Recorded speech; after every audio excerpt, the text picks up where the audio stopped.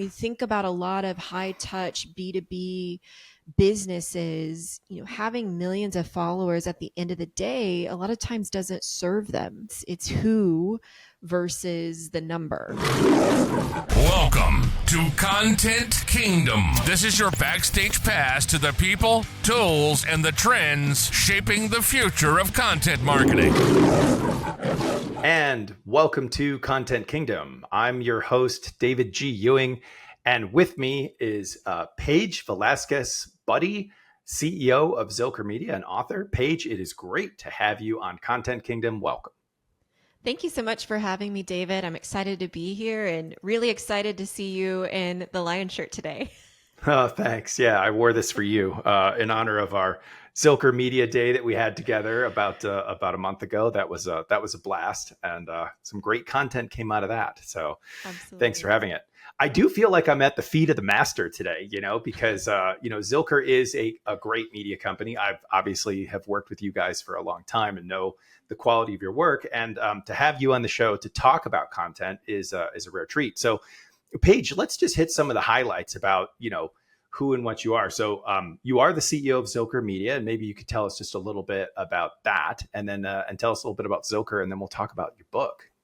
Sure. So at Zilker Media, we are a PR and brand strategy agency, and we focus on building trusted leaders and companies.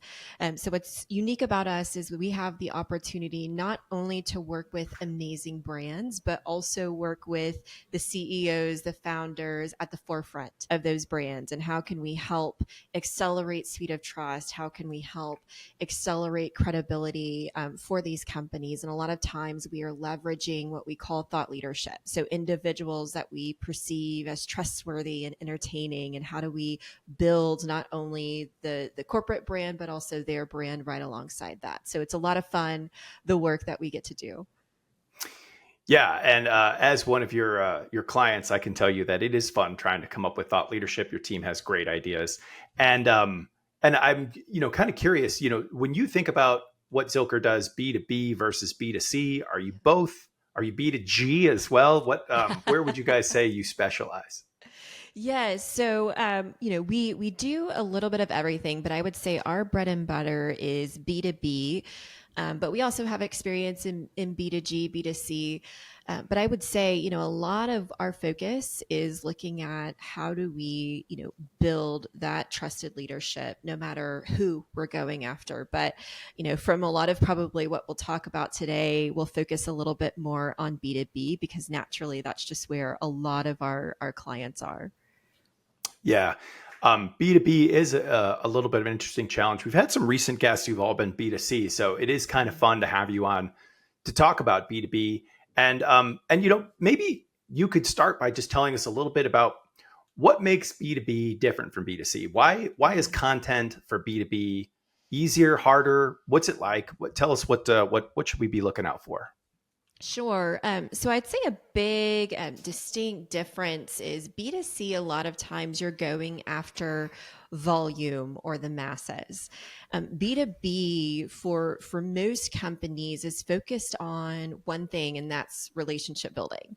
So really looking at a lot of when we think about the business development, the sales process of the way B2B businesses grow and scale, is it's all about finding how do we build the right relationship with the right decision maker within an organization. And when you're selling, for example, to an enterprise organization, you might have a few people within that organization that are key influencers or decision makers in that sales process. Got it. So what you're saying then is, if I have a B2B customer, and I'll just use one that everybody knows the name of, although he's a controversial figure, let's say I really wanted to sell to SpaceX, right? And, Yes. Obviously Elon Musk is the CEO of SpaceX. So how do I build content that reaches out to him? But good luck, right? Good luck trying to reach Elon.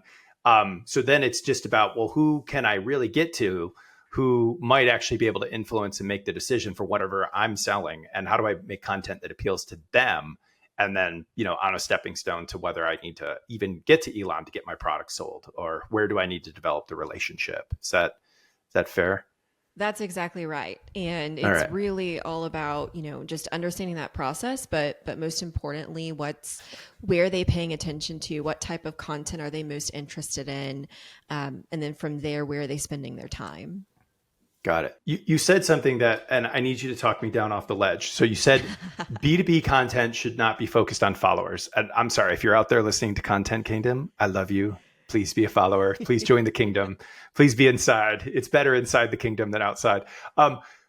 So talk me off the ledge. Like why is that not so important? Because I don't know. To me, it sounds like having a lot of followers would be awesome, you know? Yeah. So what's wrong with that?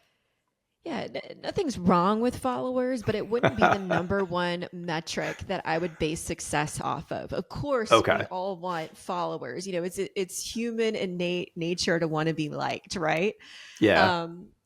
But the question I would ask and I would encourage you to think about is, are they the right followers?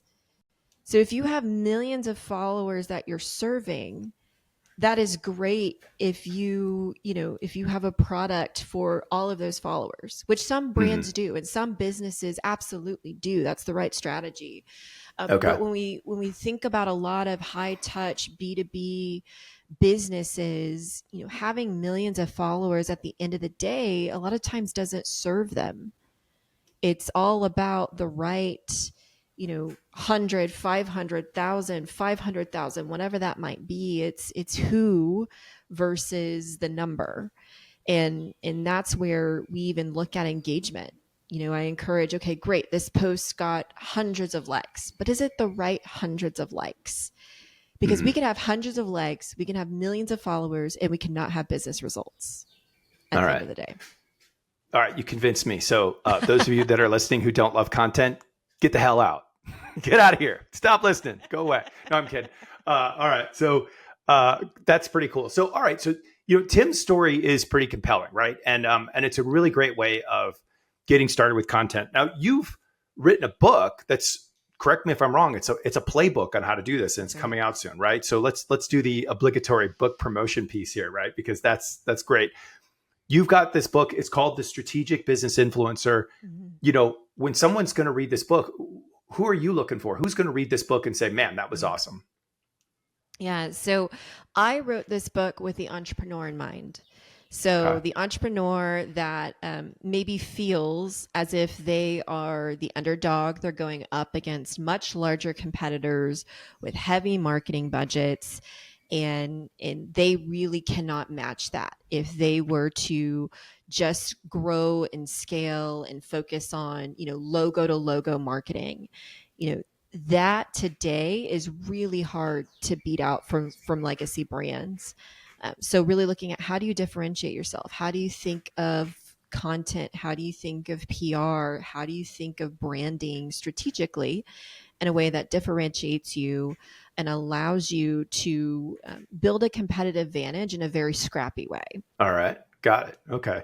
So entrepreneurs who can use content to scale is really who you want. All right. That's right. I can dig that. So, if you don't mind giving us a little bit of a preview, let's say someone's at square one, right? Sure. And let's talk about kind of who typically listens to Content Kingdom. These are people who are in large companies, right? Typically, or they're entrepreneurs and they dream about being a large company. And, maybe they don't have all the support from the rest of the organization to like really make content a thing. So how do they convince the rest of the crew, whether they're the entrepreneur and they're like, hey guys, we need to make time to do this, or, they're at that $500 million company and their CEO is kind of maybe more of a numbers person and is not necessarily, all about being out there. How do they get started with like a content strategy and put their toe in the water, Yeah. Yeah, that's a really good question. And I think it goes back to, what I mentioned earlier, which is understanding what's the business goal at the end of the day. What's the result that you're hoping to drive? And then, what would you be doing behind the scenes that doesn't involve content to do that? So just to put out some examples, if you're an entrepreneur looking to scale your business, maybe it's going after an investor base and getting the right investors on board to help you, build the capital in order to launch and scale your company. That's all in relationship building, right? You're selling yourself, you're selling your story. You have to give them a reason to trust you. What are ways that you can accelerate that trust? One is by driving credibility. So maybe you're using content as a way to be featured on somebody else's platform. The best way we can, find that credibility online is by associating ourselves with other brands, right? That are known and trusted. So thinking about, there might be a PR strategy around there where you're featured in Forbes or Harvard Business Review or Fast Company. Once you have those logos, that definitely accelerates credibility. Another thing is looking at how can you integrate that relationship building with those investors, or with those potential customers that are going to be your first customers in the door. How can you do that with content and scale that process? Well, that's by starting an interview series. We've seen that in many different formats.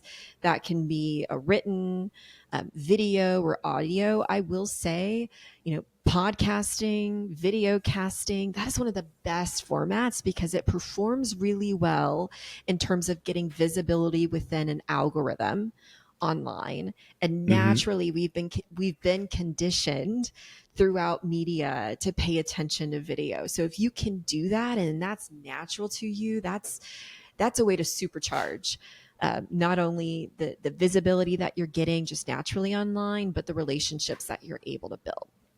All right. So those are just a few things. If you're in a bigger company and you're looking at what's the end result, it might be differentiating more of your expertise and your thought leadership that you serve within that company. So thinking of a content series that you can start and grow, whether that be a knowledge series, that can also be looking at what's going on in the news in the industry and tying that into your expertise and talking about that. That can be a quick hit video series. I would say upcycle as much content as you can. So if you're spending time, sharing your expertise on a 3-minute video, clip that up so that you have 3 different segments that you can put out, put it into a transcription so that you have a blog that you can utilize, and then take that blog and splice it into 5 posts. So really think about making a case around the end business result, what you're doing behind the scenes to already drive that result, and then what can content do to start scaling that. And then from there, how do you maximize and leverage it to reuse the content as much as possible? You just threw out a couple of things that I really want to drill into. The idea of upcycling. Let's dive in on that a little bit. So tell me a little bit more about what a good upcycling, like, and maybe you can give an example of like, what's a great way to do upcycling for a company? Yeah, I will say a lot of companies are worried, a lot of leaders are worried about once they put one piece of content out, that's it. And really that's the worst thing you can do with content. So for example, we're doing a 30-minute sit down podcast today.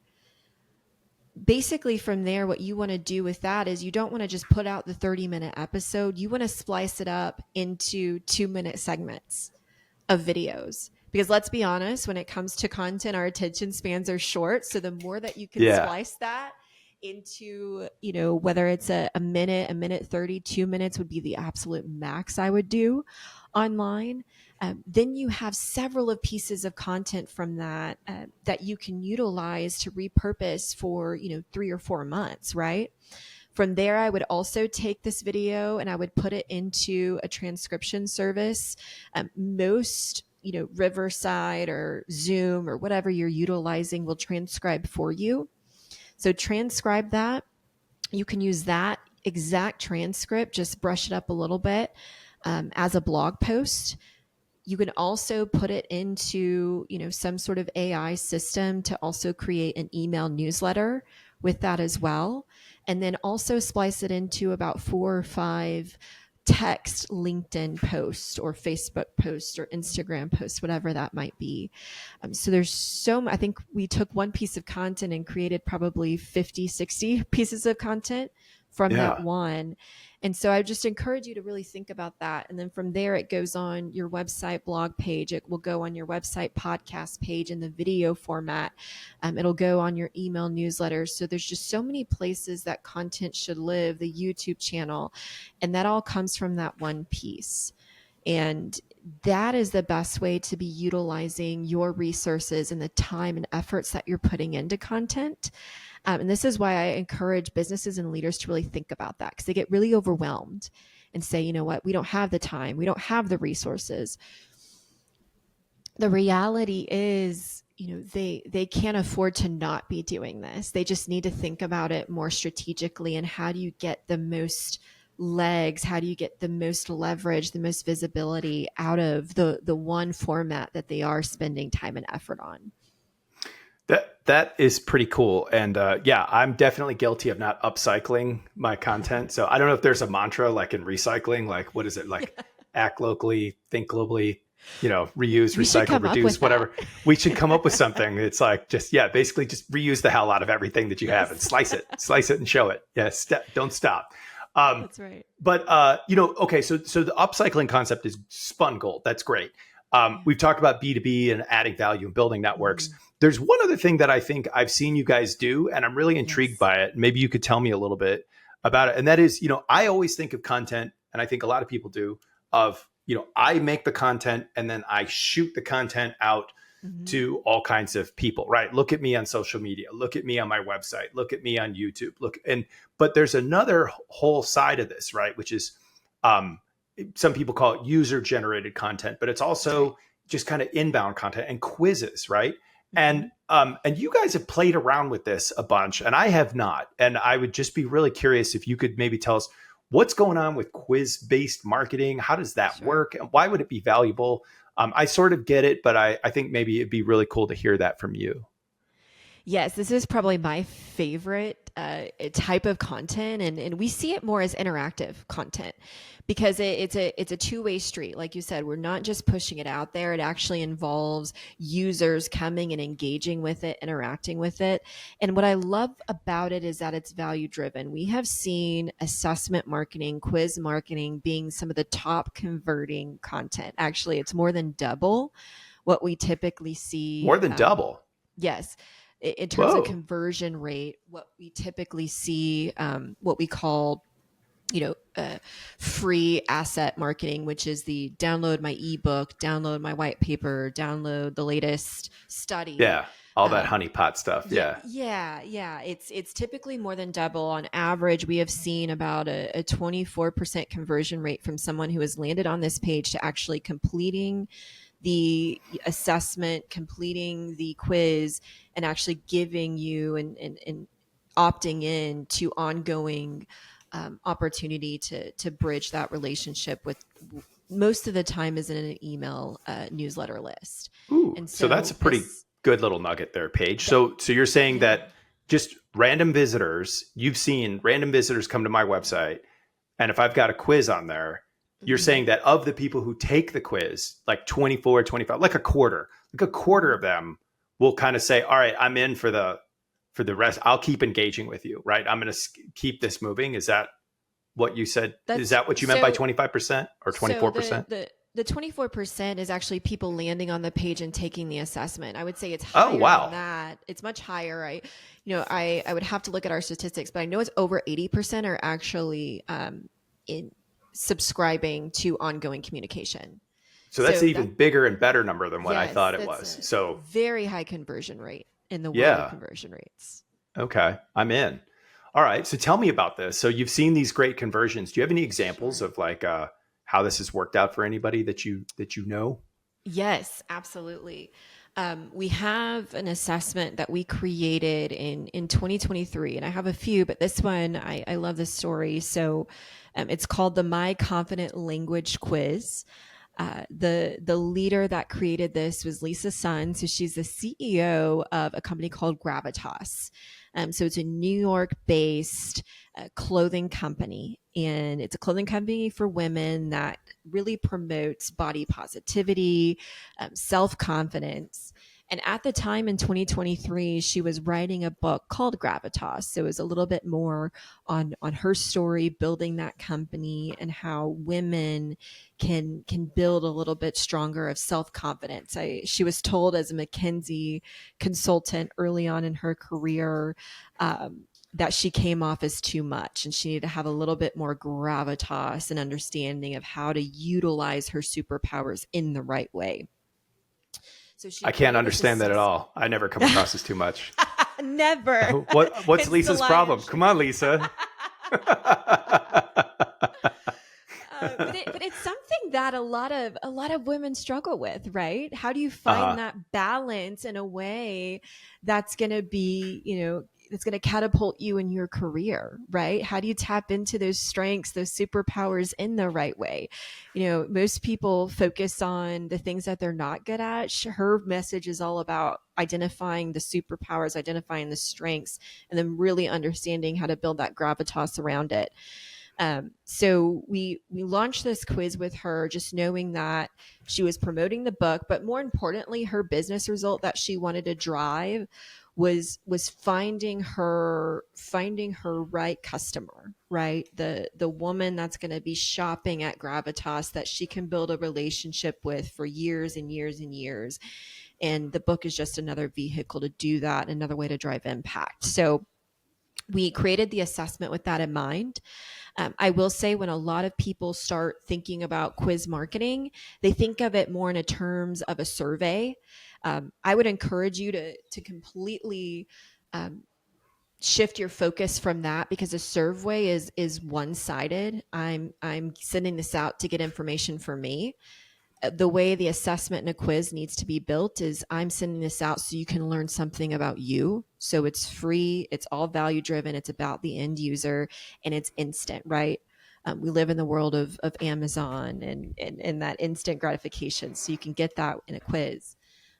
But once she deployed this assessment on her company's website, what she did so brilliantly is she had a year's worth of speaking engagements that she was going out and doing in corporate America. And she was speaking to all of these massive companies, sharing her mission, women's conferences. And she could have easily said, go buy my book on Amazon or go to my website and find the clothes that you like, right? Instead, she actually used this assessment as a call to action, whether it was in an interview like we're doing today, where she sat down with a TV host, whether it was in a room full of thousands of people that she was speaking to. She said, you know what? I get the question a lot of time is, how do I even start with identifying my strengths? How do I even start on that process? I actually created an assessment that is free that you can go take, and it'll tell you what are your superpowers, what are your strengths, and then how do we make sure to leverage those moving forward to build self-confidence in your career, your personal life. So she personalized that message, and it gave everybody in those rooms that she was granted access to a reason to go back to her, content home base, which was her website, take this assessment, give her information that's valuable for growing, her customer base. It also gave her a lot of data points on the people that were coming in the doors interested in her message. Yeah. And so it's a beautiful way to launch that. Yeah, I'll tell you what. So the 25%. So while you were talking, on the side here, I quickly Googled Gravitas and Lisa Sun and found the quiz. And guess what? I'm going to be part of the 25% here, because I'm jumping in. I've got the quiz up on screen here, and let's get started. So yeah, this is pretty cool. So the quiz actually is pretty easy to fill out. So like, yes. Am I a calming force in group? Nope. Do I gather and do you enjoy gathering and analyzing information before making a decision and forming an opinion? Oh yeah. Like I love to get information. And so on we go here. I'm been told I'm the life of the party. No, I think I am. Nobody has ever told me that. I think and you're on the and life on of and the on. party, So, David. oh, thank you. You're my favorite. You're the nicest person that's talked to me in 2025. Thank you. I don't have to I don't feel like I have to prove myself to impress anyone. Well, I just kind of demonstrated that. I don't know how many pages this is, but let's just see if I get through all 8 questions here, what happens on the survey. So I love setting goals. Yes. I'm good at coming up with new ideas. I think so. My business partner would disagree. I enjoy helping others with no expectation in return. Yeah, I like helping people. And I enjoy leading meetings. Oh yeah, I'm in. Mm-hmm. Okay, let's see what happens next. This is going to keep going on. So, yeah. Okay. And looking at the progress bar, which is always great. It looks like it's a pretty in-depth survey on how to get to my superpowers. So this is probably going to be 50 questions or more. So I will complete this, I promise, but I'm probably not going to complete it on the show. But to your point, what happens? So I'm engaged at the end of this. I assume to get my results, I at that point, I've got to put in my name and contact info and they send me the results, right? So now which is great, right? I mean, hey, you provided value, you got to give something, right? So that's right. So there they are. They give that. She's got this profile of me when this is done. And what comes next? Like, how does she use this information, and how does that work? Right. Well, the beauty is on the back end is she can segment based on how each user has scored. And what that allows her to do is to follow up and start to nurture a relationship in a more personable way. So instead of just saying, hey, you signed up for my lead magnet on my website, you must be interested in X, you're making a lot of assumptions on how to curate that relationship moving forward. But if you have data points of 10 questions that were answered or 50 questions that were answered, it becomes a lot more of an understanding on who's exactly in the target audience for her, who might be in the next 5 to 10 years, or who could be good amplifications for her moving forward. Or how can she speak to one specific pain point that this group is facing versus the other? So there's a lot of ways that you can segment data just based on your goals. But what it does is it allows you to follow up and extend your relationship with every single person that landed on that web page. Which there's not a lot of opportunity to do that. So you've got to convert people with your content to assets that you own, like your email list, your mailing subscription list, your text subscription list, whatever that might be. And, on and on, depending on whatever products she can share with that, one specific segment that might be the best fit for that product moving forward. There's a lot more personalization around that. I've seen leaders develop, more books. So for her, she actually pointed to specific chapters in her book that were going to be most insightful based on how that user scored. So she's upselling the book and making reading the book a little bit more of a personal journey for each person that took this assessment. From there, then she's starting to upsell different, parts of her clothing line. And if she does courses moving forward, if she does, more speaking, more teaching, all of that starts to get integrated into how do I best provide value for this specific audience, and how do I speak to them in a more personable way? That is really interesting. And I think that that's kind of a fascinating way to do this. So, in terms of how many people have taken this quiz and where that's gone, like any idea, any numbers that you can share in terms of how popular has this been? So in the first 8 months of launching the assessment, we've had over 25,000 people take the assessment. Nice. What I love about this the most is, I think a lot of times content marketers can get reduced to, what am I putting on social media? Right. And if you're doing that, what a pain. And I know Zilker, you guys have a huge proponent of like calling it rented media. And, and I definitely have come around to this concept that you guys have, which is that's all rented media. You can be there at the permission of the host for as long as they'll give you the space, but you don't own squat, right? You don't own anything. You can't control what comes next on the feed. You got nothing, right? But if you've got somebody on your site consuming your email, like engaging with your property, then, you've got the ability to steer that relationship and to build trust on your own terms. And this looks like it's a pretty sweet way to do that.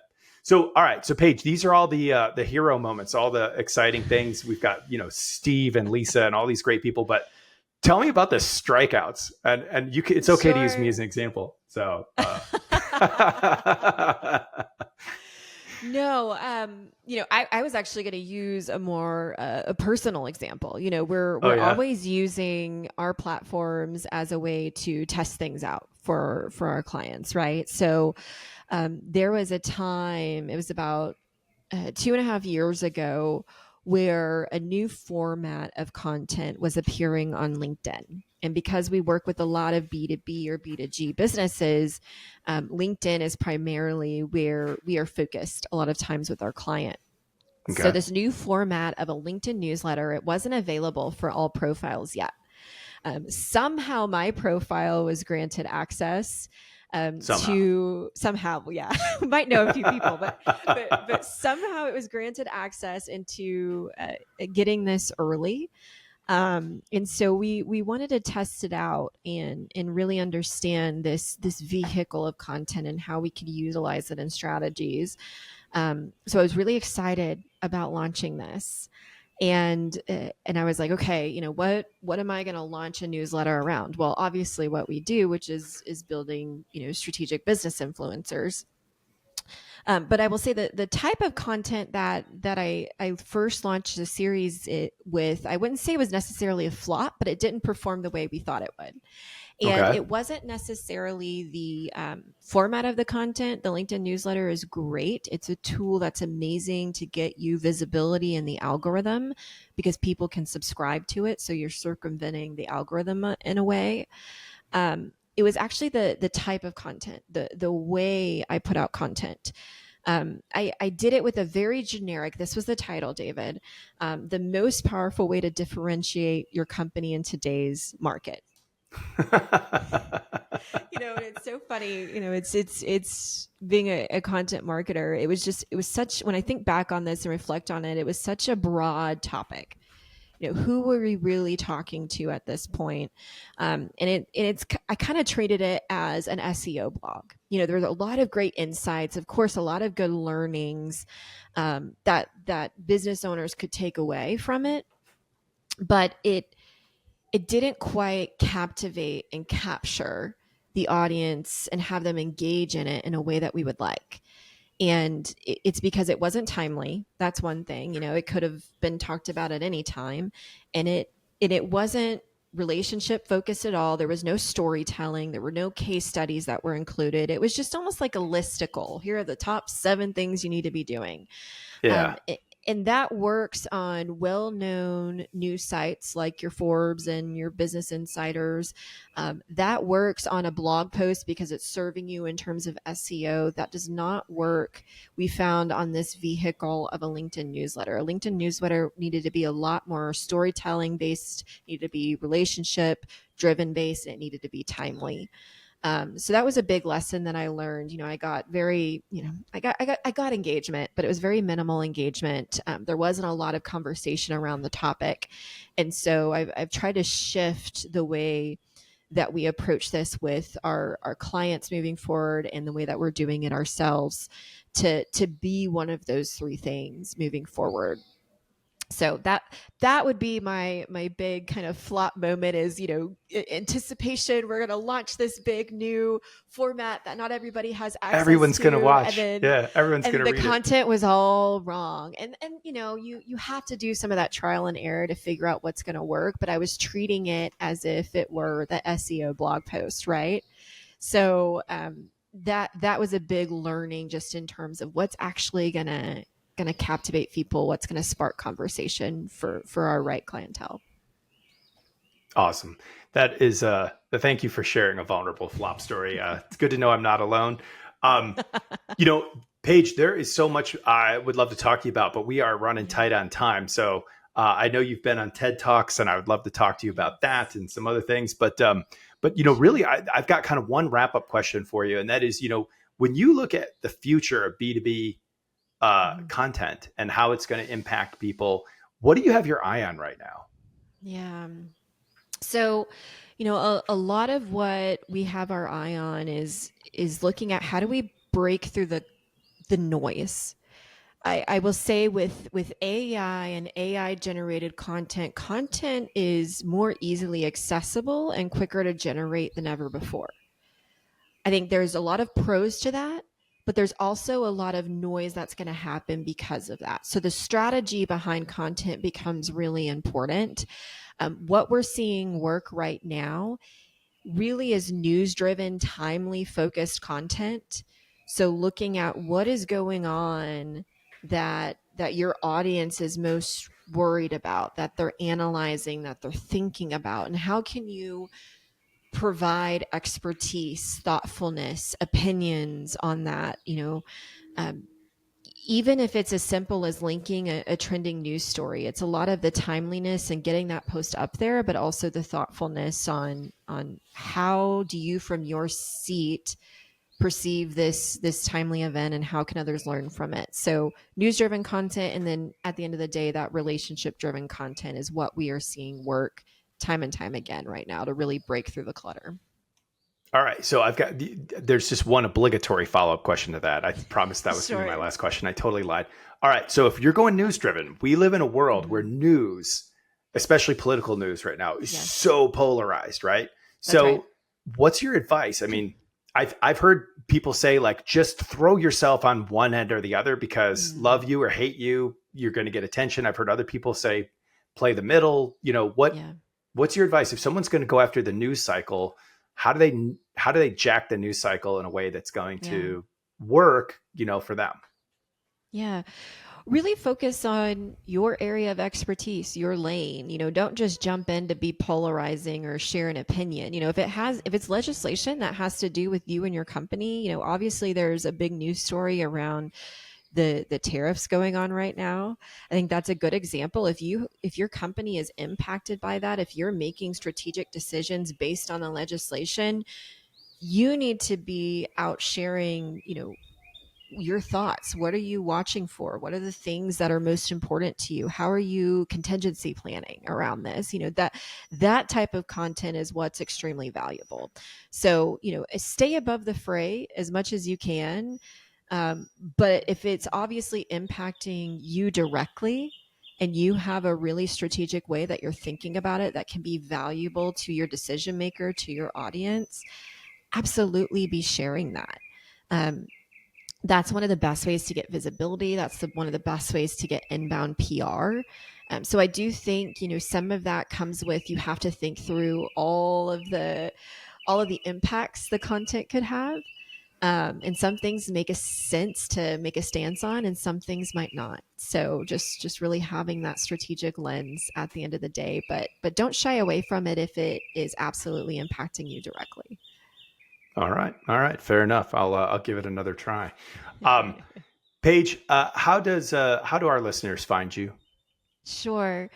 So our agency is Zilker Media. So our website is Zilker, Zilker media.com. And then also my personal website is Paige Velasquez Budde, which I know is a mouthful, .com, or you could just simply go to the Strategic Business Influencer and it'll take you to the same place.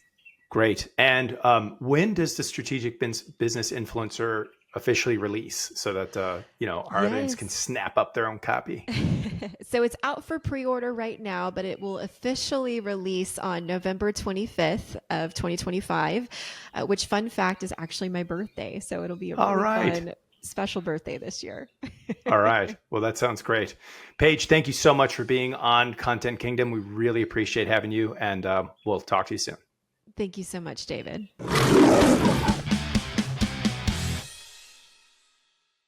I know we're a few minutes over, Paige. Are you okay on time? I'm fine. Mm-hmm. Great. All right. I'm late for a super boring meeting, so I am so excited to be here instead. Favorite social media platform? LinkedIn, hands down. The influencer or celebrity you don't want to admit that you actually follow? I mean, probably Kim Kardashian. The best piece of content you ever made? The summary of my son's first year of life. Wow. Whatever you said, I was going to be like, how can that beat the book? But you actually just beat the book. Okay. Describe the worst photo ever taken of you.